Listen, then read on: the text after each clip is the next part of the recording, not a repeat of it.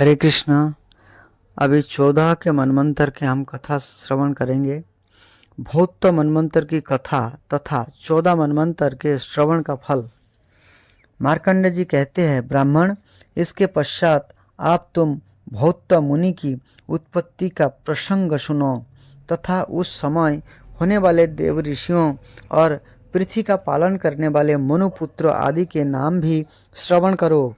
अंगिरा मुनि के एक शिष्य थे जिनका नाम भूति था। ये बड़े ही क्रोधी तथा छोटा सी बात के लिए अपराध होने पर प्रचंड श्राप देने वाले थे।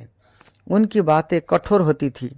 उनके आश्रम पर हवा बहुत तेज नहीं बहती थी, सूर्य अधिक गर्मी नहीं पहुंचाते थे और मेघ अधिक कीचड़ नहीं होने देते थे। उन अत्यंत तेजस्वी क्रोधी महर्षि के भय से चंद्रमा अपने समस्त किरणों से परिपूर्ण होने पर भी अधिक सर्दी नहीं पहुंचाते थे।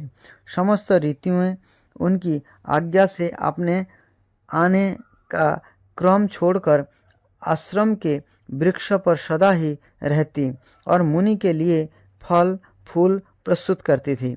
महात्मा भूति के भय से जल भी उनके आश्रम के समीप मौजूद रहती और उनके कमंडलों में भी भरा रहता था। भूति मुनि के एक भाई थे। ये सुबचा के नाम से विख्यात था। उन्होंने यज्ञ में भूमि के नियंत्रण किया। यहाँ जाने की इच्छा से भूति ने अपने परम बुद्धिमान, शांत, जितेंद्रिय, विनीत गुरु के कार्यों में सदा संलग्न रहने वाले सदाचारी और उदार शिष्य मुनिवर शांति से कहा, वत्स, मैं अपने भाई सुबर्चा के यज्ञ में जाऊंगा। उन्होंने मुझे बतलाया है तुम्हें यही आश्रम पर रहना है। यहाँ तुम्हारे लिए जो कर्तव्य है सुनो। मेरे आश्रम पर तुम्हें प्रतिदिन अग्नि को प्रज्वलित रखना होगा और सदा ऐसा प्रयत्न करना होगा जिससे अग्नि बुझ न जाए। गुरु की आज्ञा पाकर जब शांति नामक शिष्य ने बहुत अच्छा कहकर इसे स्वीकार किया, तब अपने छोटे भाई के बुलाने पर भूति मुनि उनके यज्ञ में चले गए। इधर शांति गुरु भक्ति के बस में होकर उस महात्मा गुरु की सेवा के लिए जब तक समिधा, फूल और फल आदि जुटाते रहे तथा अन्य आवश्यक कार्य करते रहे, तब तक भूति मुनि के द्वारा संचित अग्नि शांत हो गई। अग्नि को शांत हुआ देखकर शांति को बड़ा दुख हुआ और ये भूति के भय से बहुत चिंतित हुए। उन्होंने सोचा, यदि हम इस अग्नि के स्थान पर मैं दूसरी अग्नि स्थापित करूं तो सब कुछ प्रत्यक्ष देखने वाले मेरे गुरु अवश्य ही मुझे भस्म कर डालेंगे। मैं पापी अपने गुरु के क्रोध और श्राप का कारण बनूंगा। मुझे अपने लिए उतना शोक नहीं है जितना कि गुरु के अपराध करने का शोक है। अग्नि शांत हुए देखे गुरुदेव मुझे निश्चय ही श्राप दे देंगे, जिनके प्रभाव से डरकर देवता भी उनके शासन में रहते हैं। ये मुझे अपराधी की श्राप से दग्ध ना करें, इसके लिए क्या उपाय हो सकता है? आपने गुरु के डर से डरे हुए बुद्धिमानों में श्रेष्ठ शांति मुनि ने इस तरह अनेक प्रकार से सोच विचार करके अग्निदेव की शरण ली। उसने मन पर संयम किया और पृथ्वी पर घुटने टेक हाथ जोड़ एकाग्र चित्त हो स्तोत्र आरंभ किया। शांति ने कहा, समस्त प्राणियों के साधक महात्मा अग्निदेव को नमस्कार है। उनके 1, 2 और 5 स्थान है। ये राष्ट्रीय यज्ञ में 6 स्वरूप धारण करते हैं।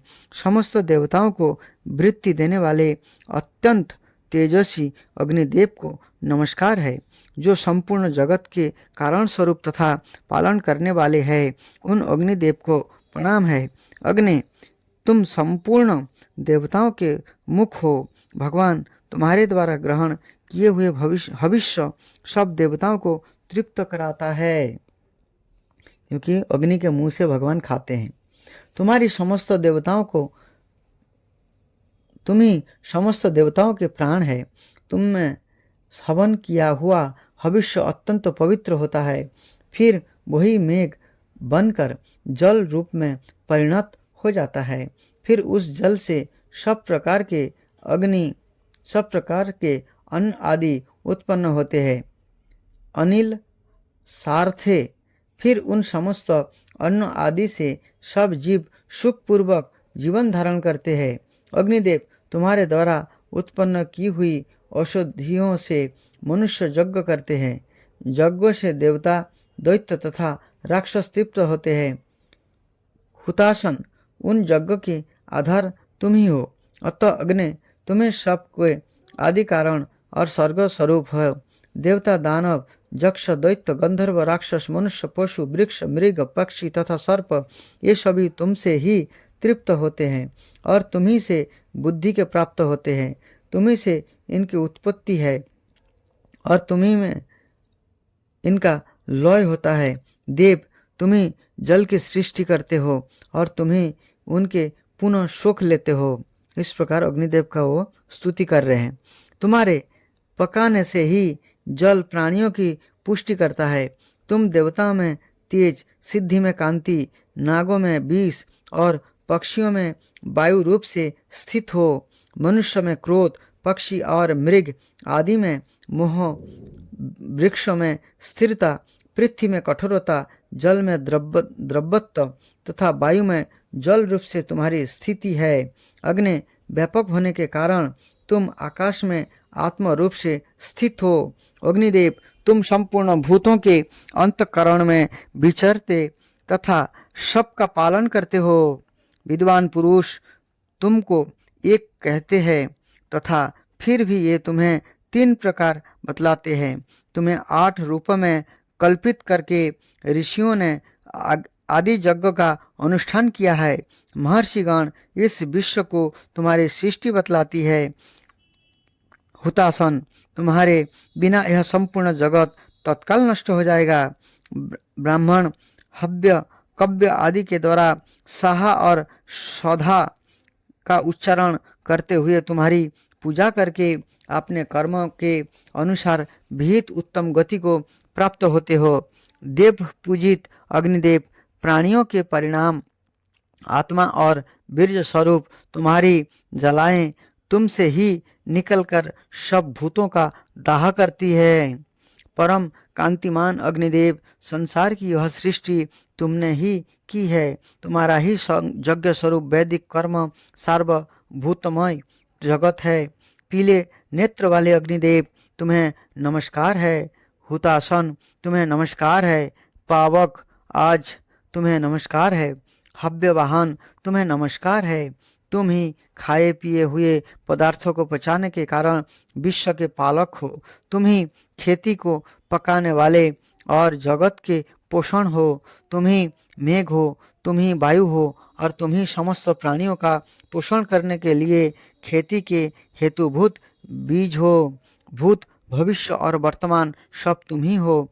तुम ही सब जीवों के भीतर प्रकाश हो। तुम ही सूर्य और तुम ही अग्नि हो। अग्नि दिन रात तथा दोनों श्रद्धाएं तुम ही हो। सुवर्ण तुम्हारी वीर्य है।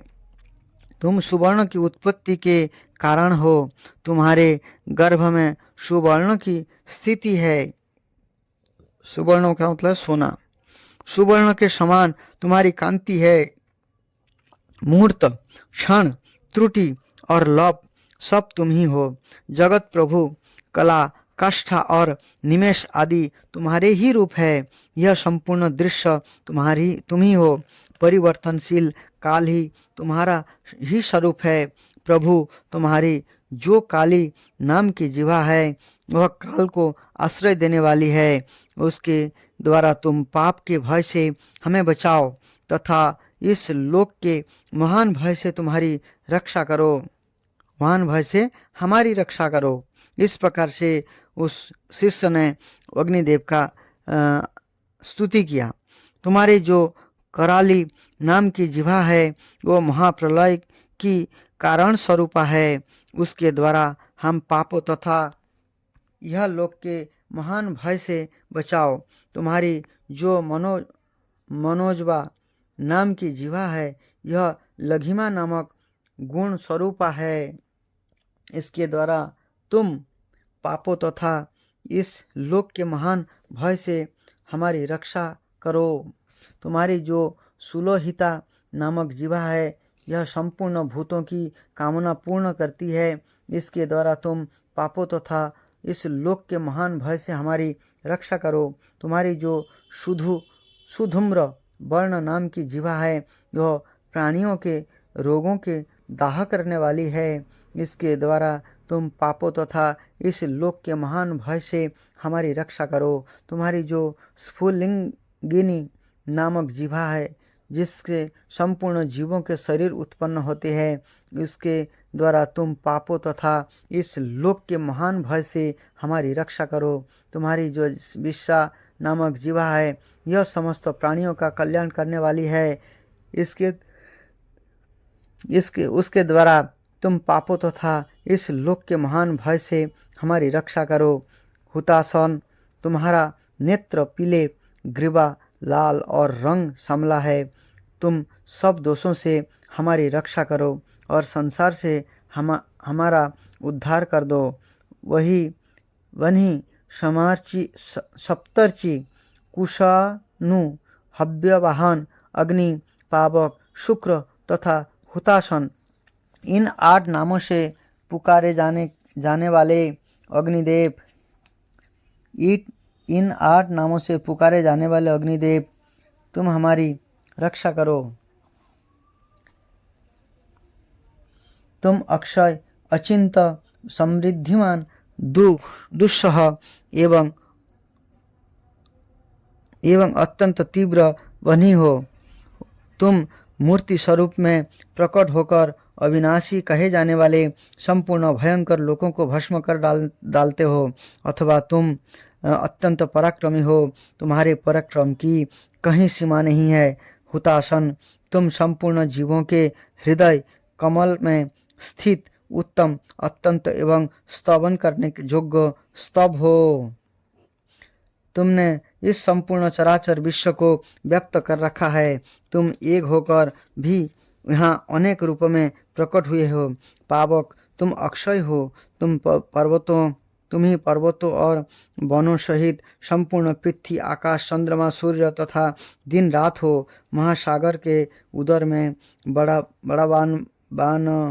बानल के रूप में तुम ही हो तथा तुम ही अपनी परा विभूति के साथ सूर्य की किरणों में स्थित हो। भगवान, तुम हवन किए हुए भविष्य का साक्षात भोजन करते हो।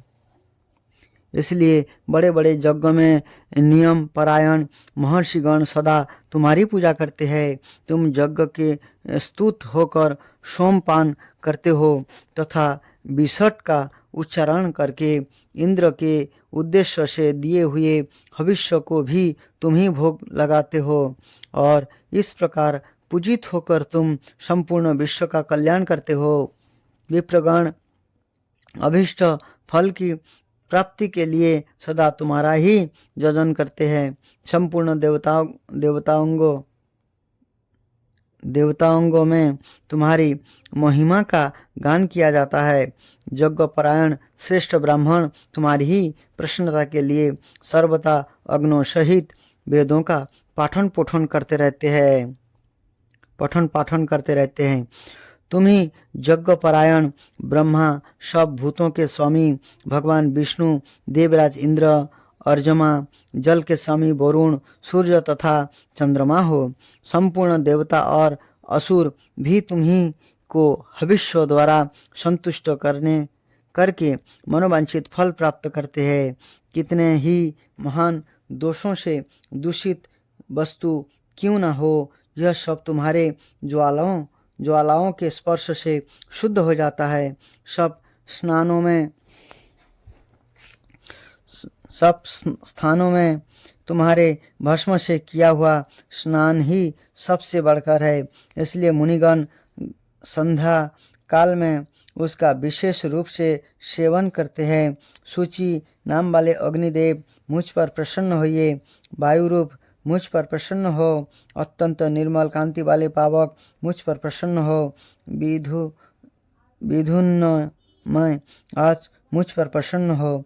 भविष्य भोजी अग्निदेव, तुम मेरी रक्षा करो। वन्हे तुम्हारे जो कल्याणमय स्वरूप है। देव, तुम्हारी जो 7 ज्वालामय जिह्वाएं हैं, उन सब द्वारा तुम मेरी रक्षा करो। ठीक उसी तरह जैसे पिता अपने पुत्र की रक्षा करते हैं,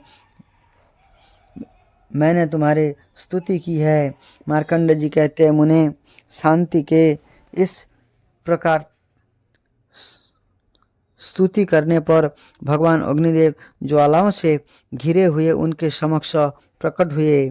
ब्राह्मण अग्निदेव उस स्तोत्रों से बहुत संतुष्ट थे। शांति उनके चरणों में पड़ गए।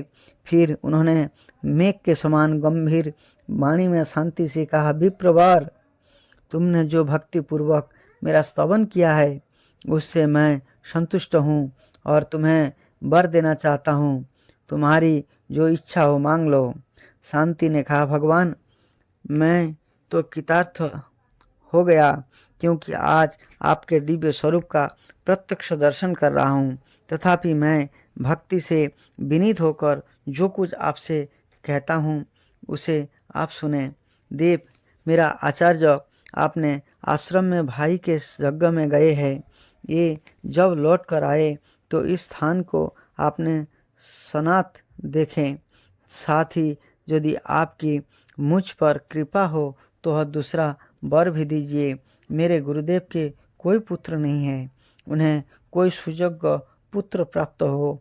फिर उस पुत्र में वे जितना स्नेह करे उतना ही संपूर्ण भूतों के प्रति भी उनका स्नेह हो, उनका हृदय सबके प्रति कोमल बन जाए।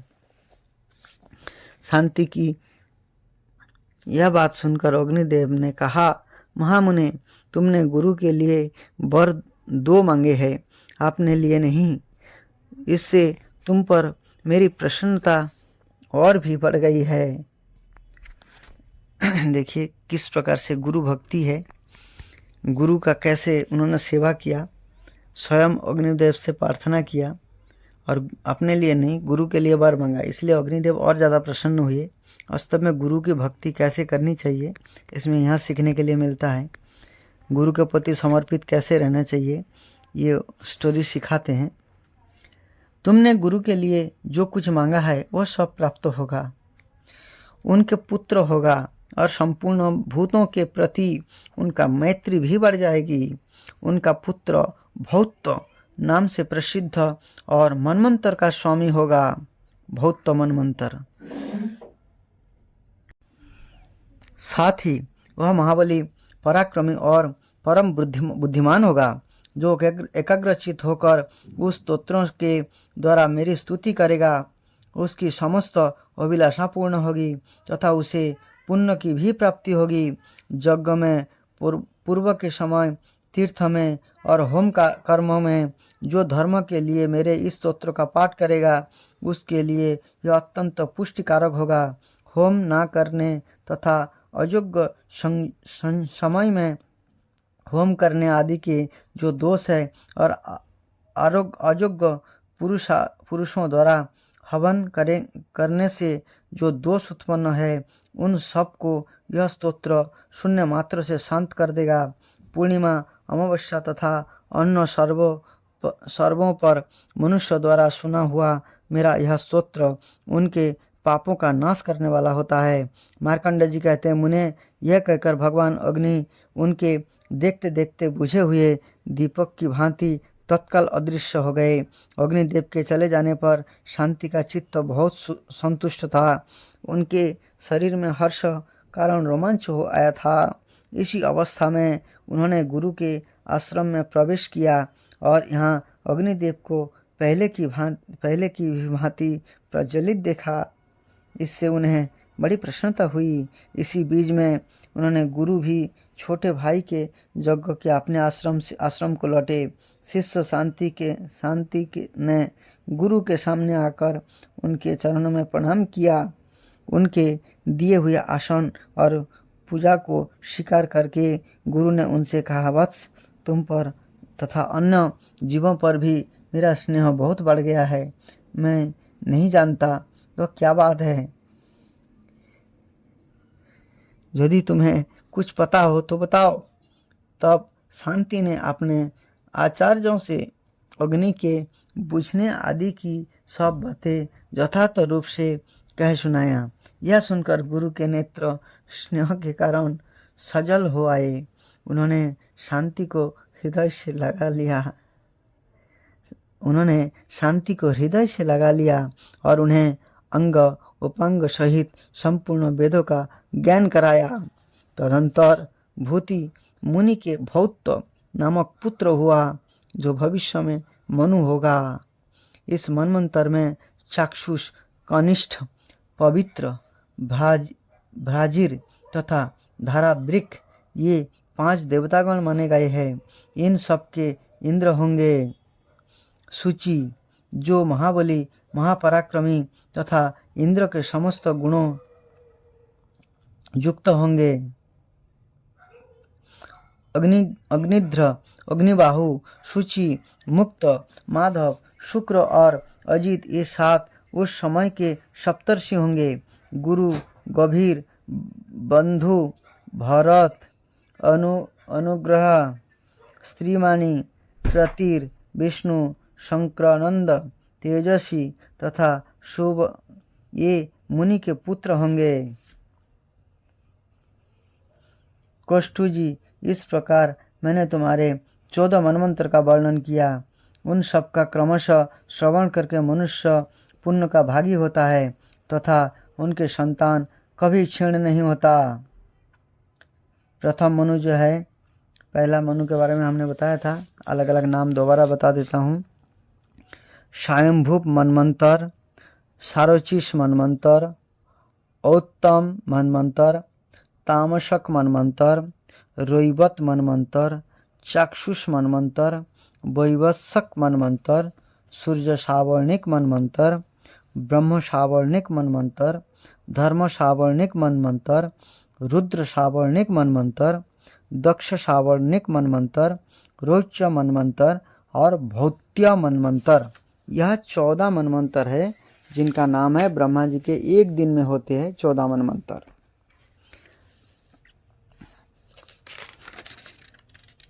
श्रवण से, इस मनुओं के श्रवण से अपने कुल में श्रेष्ठ तथा उत्तम गुणों से युक्त होता है तथा रोच मनमंत्र की कथा सुनने से यह शत्रुओं की सेना का संहार कर डालता है।